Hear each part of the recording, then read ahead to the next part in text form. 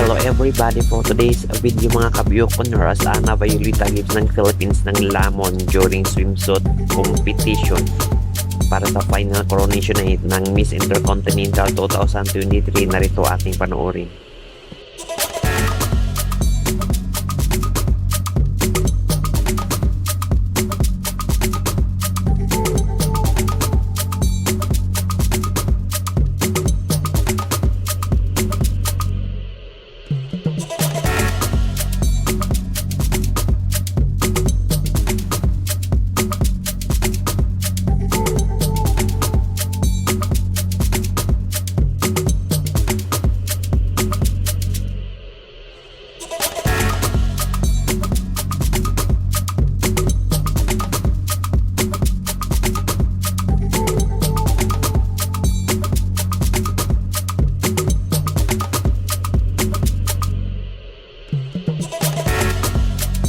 Mga Byokoneras, don't forget to hit the notification bell para updated kayo lagi sa aming mga bagong videos.